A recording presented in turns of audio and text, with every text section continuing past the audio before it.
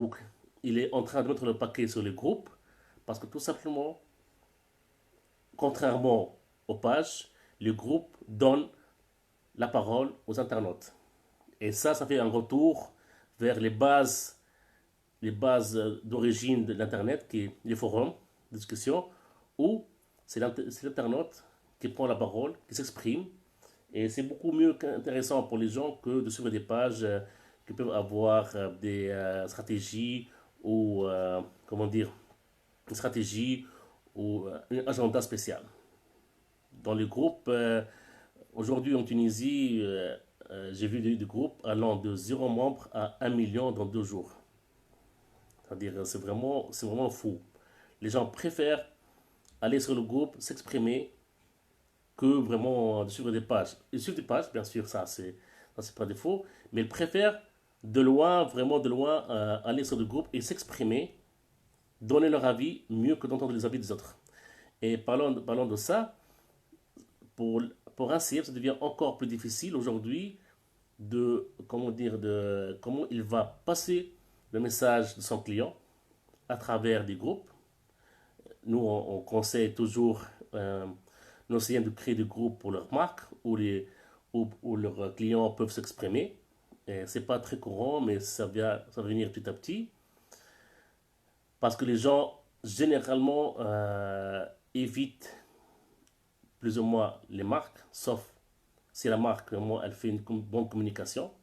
Et aussi en Tunisie, on en a plusieurs qui sont très proches des clients, ils ont une stratégie qui permet de convertir leurs simples clients en ambassadeurs.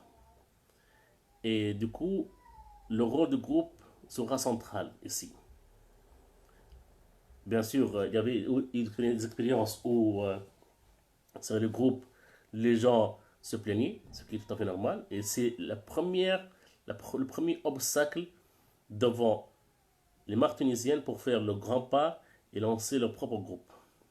Parce que si, d'un côté, l'internaute il sera sur le groupe, il va se plaindre, par exemple, il n'est pas très content par rapport au service, par rapport au produit.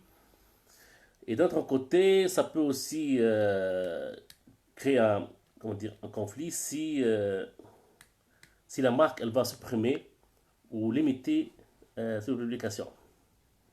Donc, il y a beaucoup de groupes il y a beaucoup de groupes qui sont centrés sur un thème, comme par exemple la bouffe, les sorties, des trucs comme ça, ou les marques, je peux très bien ça, vont se diriger vers les admins, les créateurs de ce groupe-là, pour insérer un message subliminal par rapport à une marque. Mais apparemment, ça marche.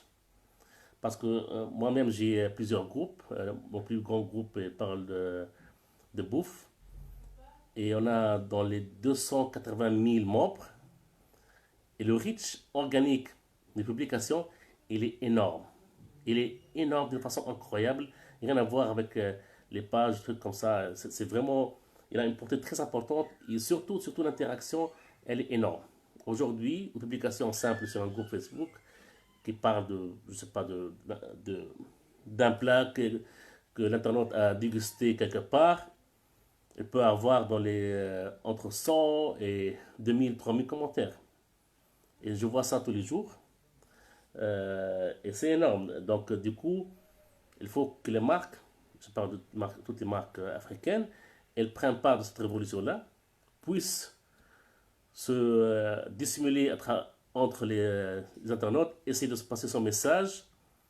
C'est bien de communiquer à travers ses pages officielles, ses comptes Instagram officiels, mais aussi il faut faire le pas et communiquer de façon de marque à client, client à marque, sans pour autant attendre être vraiment euh, être dans des conditions de travail optimales.